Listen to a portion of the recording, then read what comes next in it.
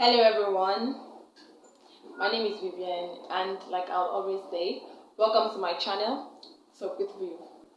So in the last video that I posted, which was the first video in the How to Study Fashion in Nigeria series, like I said, we'll be having two series, How to Study Fashion in Nigeria and the Body Shaming series. I told you all that the next video, which is this video, is going to be focusing on body shaming. Right, so we'll be alternating the videos. Now, the topic or the subject of discussion for this video is on how parents and family members are usually, most of the times, a child's or children's first contact or first experience with body shamers and body shaming respectively. Before we delve further into this video, I would like to ask you all to please subscribe to my channel, and by clicking on the subscribe button that you can see in front of you, and click on the bell icon, which is the notification button, so that once I drop new content, you'll be among the first persons to know and to watch and get informed and educated. Also, I'd like you to leave a like for me by clicking on the thumbs up icon that you can see in front of you if you enjoyed this video. And also do not forget to leave your thoughts, your suggestions, your ideas, your opinions in the comment section below.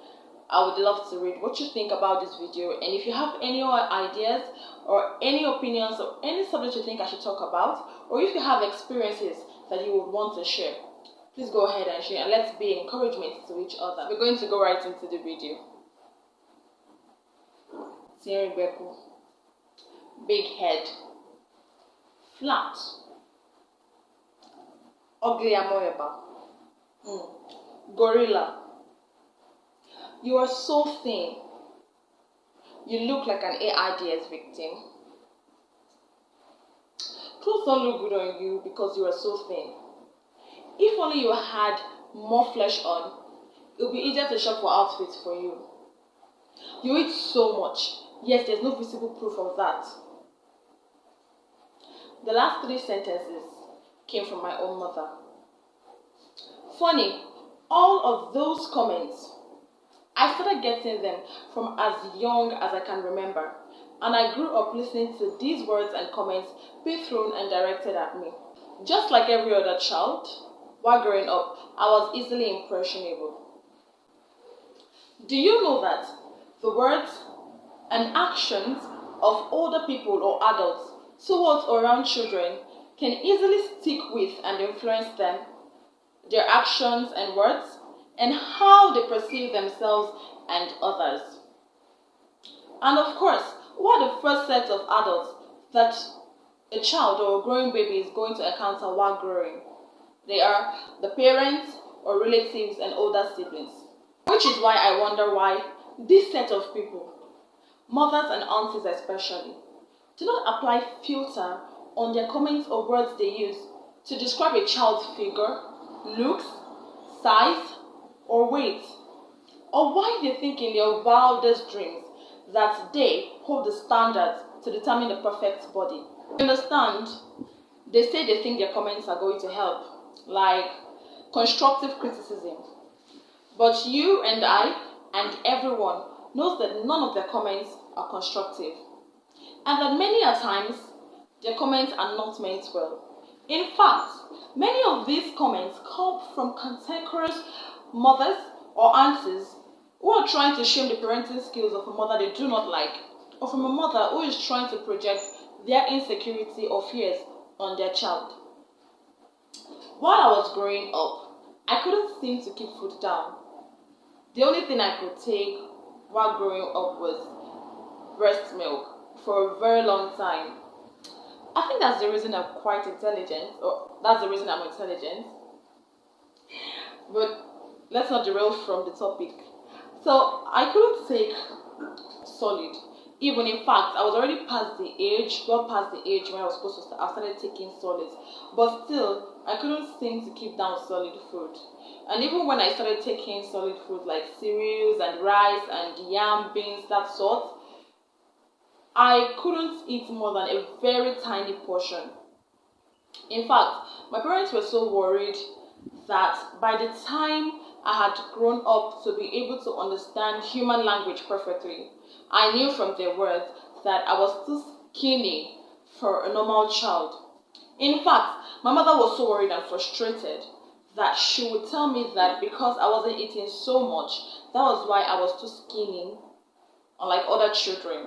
And that in fact, she would even say that taking me out would embarrass her because people would always ask her, "Are you sure this child is eating? Are you sure this child is normal? Why on earth does she look like this?" Because people would always ask her those kind of questions and she would be embarrassed. I am very sure that my mother felt that those words would encourage me or push me to want to eat more so that I could be bigger or chubby. And trust me, it did work. I really did try to put food down, to eat everything they wanted me to eat. But it was just not working because guess what? I couldn't keep down food more than what I could eat. And then no matter how much I ate or how hard I tried, I couldn't get bigger. But what her words actually did, instead of encouraging me, were they made me feel that I was too skinny, and in that way I had a problem. I was not like a normal child. And because she would say, "Oh, she wished I was chubby or bigger," I felt that bigger and chubbier children were more healthy and beautiful. And in that case, I wasn't beautiful, that I was ugly. And so I grew up also thinking through her words that, well, it was my fault I was skinny. So because I did not eat a lot, like she said. Now, also, what those words did was to make me an open target for bullies in the form of body shamers while I was growing up in school and when I started meeting people outside my immediate family. My first experience with a body shamer or with body shaming was my final year in primary school. Not that it was my first ever experience outside my immediate family. It came from somebody that maybe I wanted to be my friend at that point, and hearing the person say it and every other person laughed and looked like they were supporting him and thought it was the same thing. It really hurt me, even though I've been having little experiences, but that was the biggest one where I was told to my face that I was very ugly and I looked like a gorilla with my big head and my skinny body. So it was really hurtful and I really cried. But what happened was, coupled with my mother's words and what that person said, it just completely finished the work of destroying my self-esteem and how I perceive myself and my self-worth for myself. And that was what my mother's words have been doing over the years. Ignorantly, she did not know. In conclusion, or like I'll say in other words, to sum this all up, what I am trying to tell you out there, intending parents, young parents, older parents, grandparents, young teenagers out there, young adults who are looking to get married very soon, is that many a times you are the first agent or you are the first experience a child has with body shaming or body shamers. You didn't know, but I'm sure that by listening to what I've said so far, you'll know that in more than one way, you have been the person who has told the child, you need to eat more. Or your mother has to get you vitamins so you can eat more and get bigger. You are too skinny or you eat too much. That is enough. You have had enough ice cream for the day. You are too fat. Or ew, you sweat too much because you're so fat. You need to lose weight. To a young child who is still growing. In that way, you have already begun to destroy that child's self-esteem. And also, I'm sure you've also learned that in more than one way, your parents, your siblings, family members around you have completed that deteriorating self-worth or destroying or have contributed to depleting and destroying your self-esteem right from when you were a child. It was not that person that bullied you first in secondary school and primary school that did it. It might have been your parents, it might have been a close friend, it might have been a close person, family member while you were growing up. I'm trying to tell you out there that if you think maybe as a concerned relative, as a worried parent, family member or friend, that a child has a growth or eating disorder that is making or stunting the child's growth, or an eating disorder that is making the child maybe bigger than he or she is supposed to be, maybe obese, and might be a health risk factor while the child is growing up. Why not, instead of passing unsavory and unsolicited comments that will be harmful to that child's mental, psychological growth? Why not seek professional and medical diagnosis and prognosis?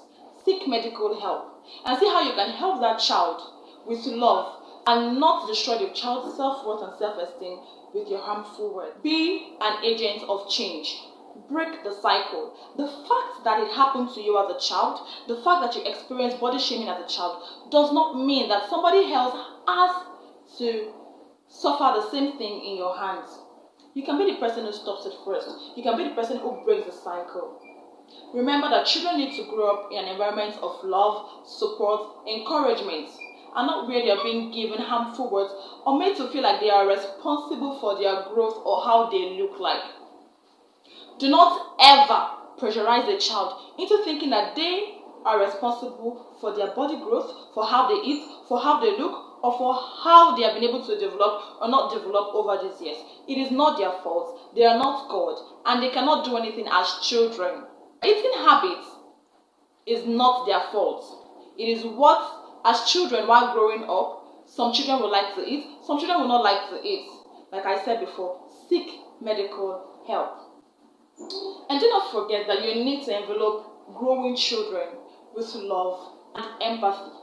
Be empathetic and put yourself in that child's shoe. So we have come to the end of this video for today, and I hope that for those of you who have been able to stay with me till now, that you have already been able to pick one or two lessons on how you should be a better person and treat other people by not being a bully or body shamer.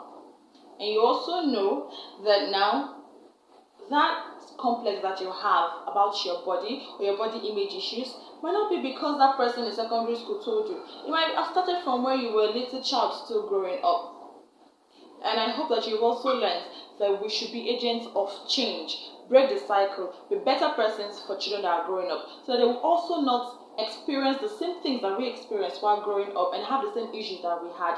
We know how tough it was to grow out of that for those of us who have grown out of it. And for those of us who are still having a complex or body image issues, we know how much it affects our love life, relationship life, work life in fact, and how we see ourselves and others, because we are still struggling with what people have done to us. So you know it is not right to do it to somebody else. And if you have been with me till now, I'm sure that you have so far enjoyed today's video, today's session. So why not click on the subscribe button, subscribe to my channel. You can also click on the bell icon for post notifications so that when I post videos or share more content on here, you'll be among the first persons to know. And also, do not forget to like, and do not forget to share your thoughts. Do not forget to share your opinions. Do not forget to share your experiences. If you have any you want to share, or you want to encourage somebody who needs an encouragement, and to know that he or she does not need to measure their worth by other people's standards, or to feel loved, or to feel that they cannot be loved because of how they look, or because they feel some people say they're not beautiful because they do not look like their own vision of a perfect body or perfect look or perfect color. We are all beautiful the way we are. I cannot wait to read your comments, to read your thoughts, and to see the experiences that you're going to be sharing. And so for our next video, we're going to be doing a video on the fashion studies series, and we're going to be talking about the different sections of fashion. Fashion is very wide, and there are so many things that are under fashion that you can learn. So we're going to be talking about it in our next video, and I hope that I'm going to have you there. If you're interested in knowing more about this, kindly anticipate my next video. Until then, God bless, and do not forget to subscribe and click the notification button. Thank you. And again, this is Talk with Viv.